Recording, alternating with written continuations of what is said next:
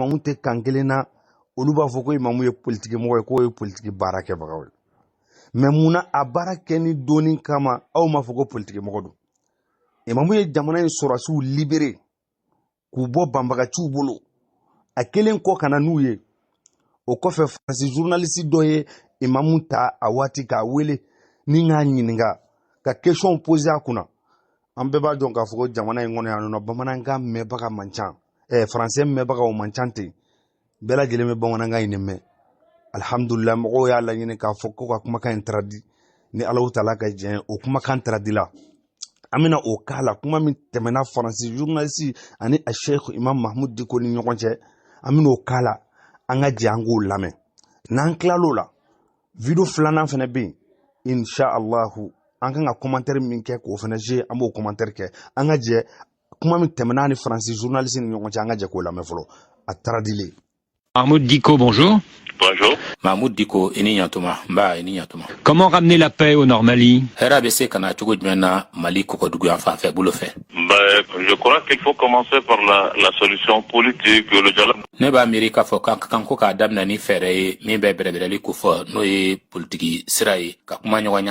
La libération de 160 prisonniers de l'armée malienne par le mouvement rebelle Ansardine, est-ce un bon signe? Ansardine,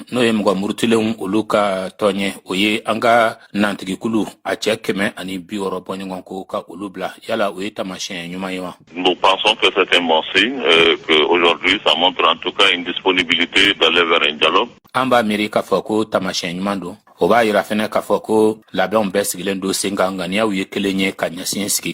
Quelle que soit la nature de la revendication, je pense que nous pouvons trouver une solution. Quel rôle avez-vous joué dans la libération de ces 160 prisonniers? En réalité, nous avons essayé de garder le contact par le biais de notre bureau régional qui se trouve à Kidal.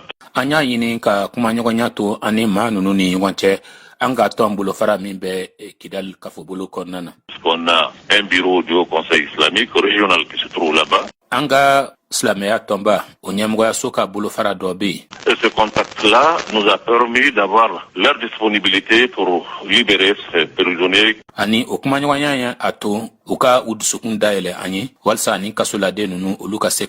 Donc ils ont joué un très grand rôle pour nous faciliter le contact avec M. Iyad. Alors vous parlez de Iyad Agrali, le chef du mouvement Ansardine.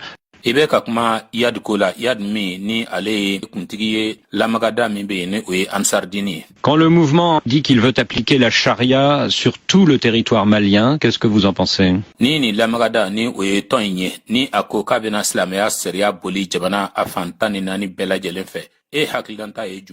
Je pense que c'est une revendication, mais la réalité est tout autre. Mais vous, en tant que chef du Haut Conseil islamique, est-ce que vous souhaitez que la charia soit appliquée sur tout le territoire ou pas?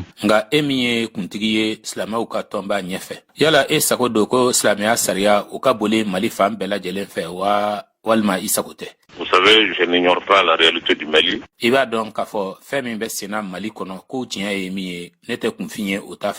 La réalité du Mali, c'est que le Mali est pluriel.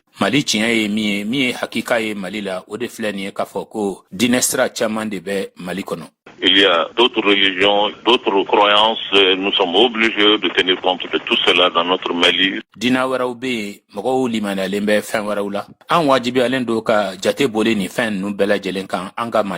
C'est comme ça que ça a été tout le temps et nous ne pouvons pas ignorer cette réalité.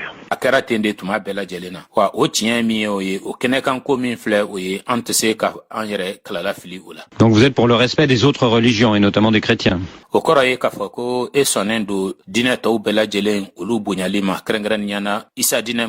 Absolument, absolument, absolument. Vous connaissez bien Iyad Agrali, le chef d'Ansardine. Est-ce que vous lui avez parlé ces derniers temps?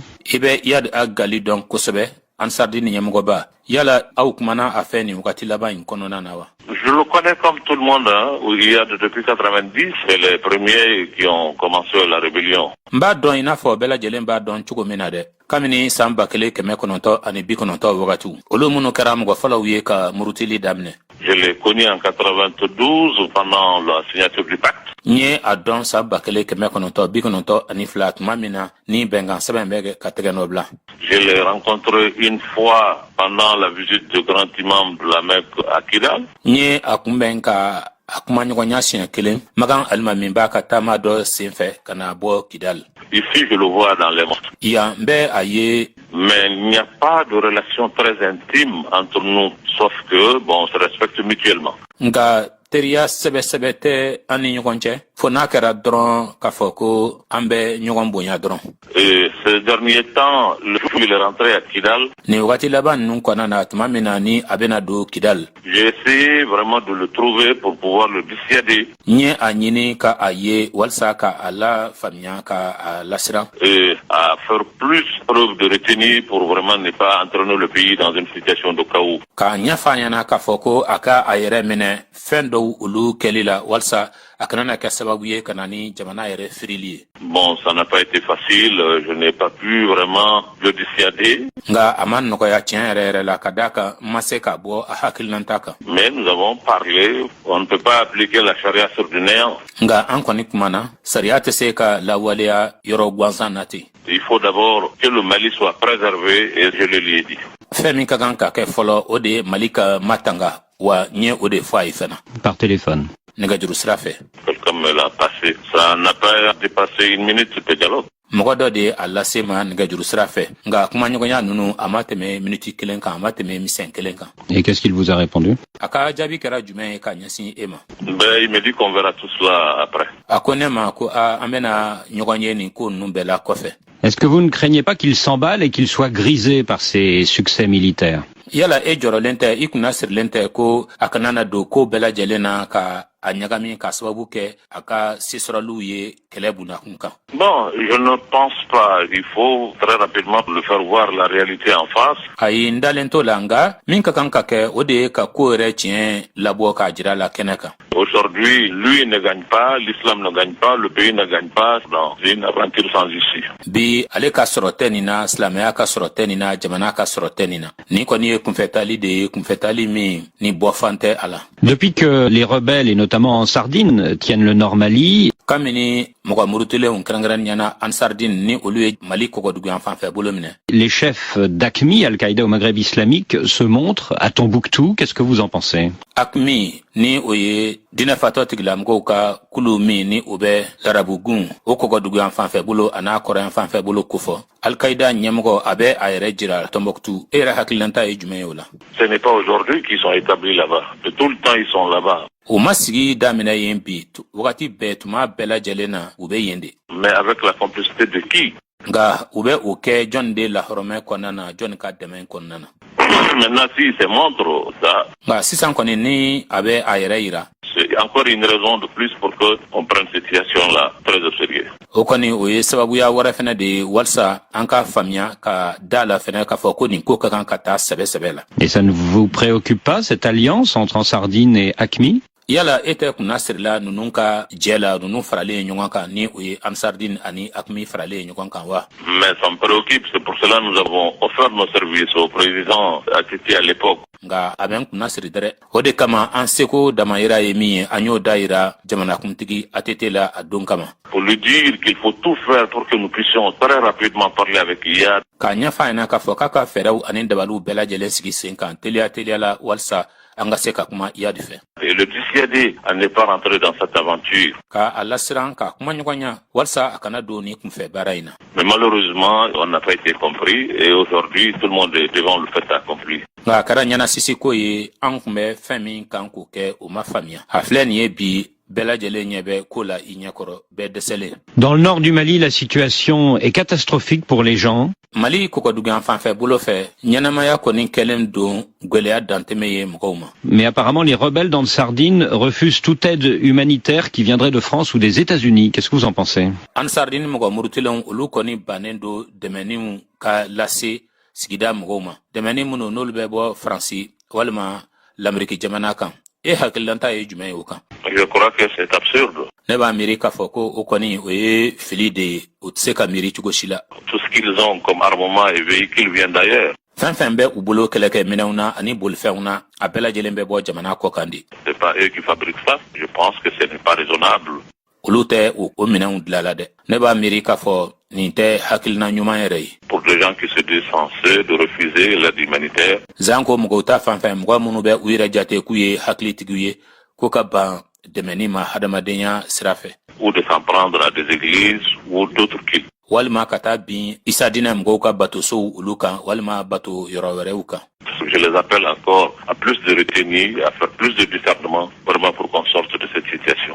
N bɛ wele lase u ma tuguni ko hali bi u ka dɔ fara yɛrɛ minɛli kan. U ka hali bi ko woloma ka bɔ ɲɔgɔn na ka ɲɛ. Walasa tiɲɛ yɛrɛ yɛrɛ la an ka bɔ ni lahalaya in kɔnɔ. Mahmoud Dicko, merci. Mahmoud Dicko, n b'i fo. Mahmoud Dicko, le président du Haut Conseil islamique. Mahmoud Dicko, Haut Conseil islamique ɲɛmɔgɔba. Alhamdulillah rabbil alamin. Aw bɛɛ lajɛlen bɔra ka nin kɔrɔfɔ ninnu lamɛn, a ye faamuya caman sɔrɔ a la. O kɔfɛ, a cérémonie kɛra maa minnu bɛ yen ni surasi 100 ani surasi 60 ani dɔɔnin. Maa kelen min bɛ yen n'ale sera k'olu libérer ka bɔ banbagaciw bolo, ne kɔni ye denmisɛnnin fitinin ye. Mais depuis Mali kɛra Mali ye fo kana se bi ma, ne ma deli k'a ye k'a fɔ ko karamɔgɔ la o politicien na o maa o maa bɛ k'i bɛ ka imamu tɔgɔ tiɲɛ bi, ne ma a mɔgɔ ye min sera k'a jɔyɔrɔ ɲɔgɔn kɛ Mali kɔnɔ fɔlɔ. Walidenw, a yɛrɛ denw b'a la, a mɔdenw b'a la, alhamdulillah, k'u kisi maa 100 ni maa 60 k'u ni kisi ka bɔ banbagaciw bolo ka na n'u ye. N'a fɔra hali o donni kama hali lettre de remerciement kelen a ma ci imam ma k'a fɔ i n'i ka Haut Conseil mɔgɔw tɔgɔ la nin ye folikan sɛbɛn ye k'a d'i ma k'i fo i ye baara min kɛ o ma kɛ. A donni kama n ko imamu ye maa min ci ka taa sɔrɔsi ninnu nɔfɛ u nalen sécurité ta y'o minɛ k'u datugu. Bɛɛ lajɛlen b'o kalama. A cérémonie kɛra génie militaire de la a don. Cérémonie kɛlen génie militaire la a y'a sɔrɔ jɔn bɛ président la, a y'a sɔrɔ Jɔnkunda Traoré de bɛ président la a donni kama. A cérémonie kɛnɛ kan maa caman de tun bɛ yen nɔ. Ministre de la Défense o don o tun ye Yamusa Kamara de ye. A tun bɛ kɛnɛ kan a don kama. Ministre de la Défense tun ye Yamusa Kamara ye. Ministre de la Intérieur n'o ye Musa Senko Kulubali a fana bɛ ko in seereya a fana tun bɛ kɛnɛ kan génie militaire la. A don kama maa minnu bɔra banbagaciw bolo ka na sɔrɔsi minnu tilal'u bolo ka na ni Mahmoud Dicko kɛra sababu ye ka na n'u ye u ka porte parole o tun ye jɔn ye? O tun ye commandant Amara Dumbuya. Commandant Amara Dumbuya hakili la an bɛ transition waati min na bi 2024 kɔnɔ hakili la a kɛra général ye. Ni ma ɲinɛ kɔnɔ ale de kan ka kɛ nara gouverneur ye sisan an filɛ don min na i ko bi. Ale de ye nara gouverneur ye. A cérémonie ba a kɛra génie militaire de la. Ni Alahu Taala ka diɲɛ ye. O cérémonie fana passera cogo di? O fana taradila bamanankan na. Ni Alahu Taala sɔnna ma bɛɛ lajɛlen ka se k'i tulo majɔ ka cérémonie k'a lamɛn. Bɛɛ lajɛlen k'a dɔn k'a fɔ ko Imam Mahmoud Dicko tɛ jamana in jugu ye wa a tɛ se ka kɛ jamana jugu ye. Ni Alahu Taala ka diɲɛ ye. An k'a lamɛn ni hakili ye, an kana lamɛn ni dusu ye. An ka jɛ ka Imam Mahmoud Dicko a cérémonie min kɛra génie militaire la an ka jɛ an k'a lamɛn ni waati in na. Wassalamu alaikum warahmatullahi wabarakatuh. Ala ka waati wɛrɛ yira an na. L'émotion était grande à la cérémonie d'accueil des militaires libérés par les rebelles Touaregs et leurs alliés. Kini fanka kun ka bon kosɛbɛ lajɛ o senfɛ lajɛ min ni o bɛ tali kɛ sɔrdasiw la minnu bilara burudamɛw ka mɔgɔ murutilenw fɛ ani u dɛmɛbaw. Ces soldats viennent notamment des garnisons de Tessalit, d'Aguelhok et de Kidal. O sɔrdasi ninnu olu bɛ bɔ sɔrasiw ka daka la min filɛ nin ye Tessalit ani Aguelhok ani Kidal. Ils sont artisans des derniers combats qui ont opposé les forces armées aux rebelles. Nunu ye mɔgɔw ye mɔgɔ minnu n'olu ye kɛlɛ labanw kɛ an ka faso sɔrdasiw ani maa murutilenw olu ni ɲɔgɔn cɛ. Je m'en voudrais repasser sous silence l'accueil chaleureux et le soutien inconditionnel que les populations de Gao et Sévaré nous ont réservé. A tɛ se ka kɛ ko n bɛ n da dugu ka ɲɛsin kunbɛnni barikama ma ani senkɔrɔma tintinin min tulonen tɛ fosi la ni olu bɛɛ lajɛlen bɔra Gawokaw ani Sévarékaw yɔrɔ ka ɲɛsin anw ma. Merci infiniment aux autorités maliennes pour leur assistance. Barikadali bɛ lase Mali faamaw ma u ka kɔlɔsili kosɔn. Et leur soutien tout au long de cette épreuve. anu ye sengoroma tintini fɛn kɛ nin gwɛlɛya in senfɛ ka daminɛ a daminɛ na fo ka taa sa laban ma. Enfin, nos derniers mots de remerciement, a laban na sa an ka foli ni barikadali kuma laban et non les moindres, vont à l'endroit du Haut Conseil islamique du Mali, ni o tɛ fitini mun ye o bɛ taa ko ɲɛsin silamɛw ka tɔnba Haut Conseil islamique qu'il veuille retrouver ici et accepter notre profonde gratitude. u ka bonya sɔrɔ nin yɔrɔ in na yan ani u ka sɔn a ma an ka barikadali belebele bɛ k'a lase u ma Et notre entière et éternelle reconnaissance. an ka walimadɔn dafali ani an ka walimadɔn fo bada k'o lase u ma. Justement, les jeunes ont retrouvé la liberté grâce au dialogue engagé par le Haut Conseil islamique. tiɲɛ don denmisɛnw u ye kanabila sɔrɔ k'a sababu kɛ kumaɲɔgɔnya ye kumaɲɔgɔnya min sigira sen kan silamɛw ka tɔnba fɛ au Conseil islamique. Le dialogue, un passage obligé pour résoudre toute crise, estime Mahmoud Diko. kumaɲɔgɔnya o kɔni ye tɛmɛsira de ye min wajibiyalen don walasa ka ferekew bɛɛ lajɛlen ɲɛbɔ o ye kuma min ye ni Mahmoud Diko y'o fɔ. Quelle que soit la situation, il faut quand même préserver l'essentiel. lahalaya kɔni mana kɛ cogo o cogo la fɛn min nafa ka bon ka tɛmɛ fɛn bɛɛ lajɛlen kan u ka kan ka matanga u ka kan ka makaran. C'est de pouvoir se parler. o de ye an ka se ka kuma ɲɔgɔn fɛ. Ne jamais rompre vraiment le dialogue. kumaɲɔgɔnya o kana na dabila fiyewu. Ne jamais rompre la confiance entre les hommes. danaya o kana na dabila adamadenw ni ɲɔgɔn cɛ fiyewu. Parce que vous saviez, les guerres, les conflits, tout finira autour des tables. kama sɔrɔ aw b'a dɔn kɛlɛw ani fɔɲɔgɔnkɔw a bɛɛ lajɛlen de bɛ kuncɛ sigi ka kuma kunna. L'esprit patriotique de ces militaires est apprécié par le chef d'état-major général des armées. faso jɔli hakilina ɲuman min bɛ ni nantigi ni sɔrɔdasi ninnu na o diyara an ka jamana sɔrɔdasiw olu ka kɛlɛ ɲɛmɔgɔyaso kuntigi ye. Il affirme que ces jeunes reviennent de la mission la plus noble que la nation puisse confier à ses fils. a y'a fɔ ko nin denmisɛn ninnu ko ninnu bɔtɔ de don ci la ci min n'a ka senu ka taa se hakana ni jamana bɛ o kalifa a denw ma. En accomplissant cette mission, nin baara in dafali senfɛ vous avez accepté de mettre en danger votre vie aw sɔnna ka aw ka ɲɛnamaya ka o don farati la ka don kunpalan na et celle de vos familles. ani aw ka denbayaw ka ɲɛnamayaw. Quoi de plus grand et de plus digne fɛn jumɛn de bɛ yen min ye hɔrɔnwale ye ka nin bɔ fɛn jumɛn de bɛ yen min ka bon ka nin bɔ. quoi de plus héroïque, mais surtout quoi de plus patriotique. fɛn jumɛn de bɛ yen min ni o ye cɛfarinya ye ka nin bɔ fɛn jumɛn de bɛ yen min ye faso kanu kɛwale ye ka nin bɔ. Que la nation vous en soit reconnaissante dans toute la mesure de votre mérite. jamana ka walimadɔn bɛ ka lase aw ma aw ni fɛn ka kan o damajira bɛɛ lajɛlen kɔnɔna na. Cela explique la présence aujourd'hui à vos côtés de la plus haute représentation de la nation malienne. o b'a yira bi mali jamana o bɛ lakodɔn ni fanga min yɛrɛ ye nɔnabila o de bɛ aw kɔrɔ bi. Et le président de la République par intérim de se dire simplement fier de ses militaires.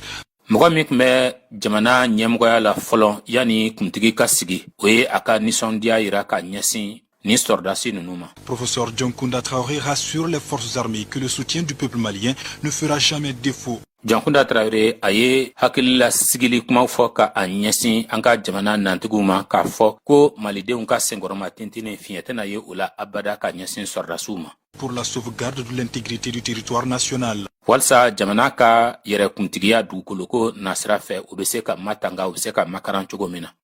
Le Mali compte encore et toujours sur eux. Mali jigi dalen bɛ u kan wa hali bi Mali na taa ɲɛfɛ fɛnɛ ka jigi da u kan. Pour recouvrer ces territoires occupés aujourd'hui indûment par des compatriotes qui ont pris les armes malheureusement pour s'exprimer. walasa ka se ka nin dugukolo in bɔ bolo la o dugukolo min ni a minɛnen don n'a ma kɛ sariya kɔnɔ an fasoden ɲɔgɔn dɔw olu fɛ minnu n'olu ye marifa ta walasa ka kuma marifa sababu la. Je voudrais leur dire que la nation leur sera reconnaissante. n b'a fɛ k'a fɔ u ye ko jamana kurukara bɛɛ lajɛlen na u waleɲuman dɔn. Et personnellement, ani ne yɛrɛkun ta fan fɛ. avec les autorités militaires de ce pays, nous saurons leur dire à notre manière combien nous sommes heureux de les accueillir aujourd'hui. Surasi fanga tigilamɔgɔ minnu bɛ jamana kɔnɔ olu fɛ an na se k'a fɔ u ɲɛna an yɛrɛ ka kɛcogo la cogo min na an ɲagalilen don ka u kunbɛn bi. Et combien nous continuons à compter sur eux. ani cogo min na an na taa ɲɛfɛ tuma bɛɛ lajɛlen na k'an jigi da u kan. Je voudrais également remercier le Haut Conseil islamique du Mali. M'a fait fana ka barkadali kɛ ka a ɲɛsin silamɛw ka tɔnba ma au Conseil islamique. Et je le dis encore, le travail n'est pas terminé. M'a f'u ye tuguni ko baara ma ban. Tous ensemble, comme ils l'ont dit, nous allons continuer le combat. Nous allons recouvrir l'ensemble de notre territoire. An bɛɛ lajɛlen de bɛ jɛ k'an bolo di ɲɔgɔn ma i n'a fɔ u y'a fɔ cogo min na. An na taa ɲɛfɛ ni kɛlɛ ye. An na an ka jamana fan bɛɛ lajɛlen sɔrɔ. Chacun a sa mission, chacun a sa partition à jouer. Bɛɛ lajɛlen ni i ka baara don. Bɛɛ ni i jɔyɔrɔ fata de don. Et je pense que eux, ils ont déjà commencé et ils la jouent de belle manière. Ani n b'a miiri fana olu ye a daminɛ kaban wa u bɛ k'a kɛ a kɛcogo ɲuman fana na. Ni tun ye kunnafoni minnu ni olu nana ka na sɔrɔ kɛnɛ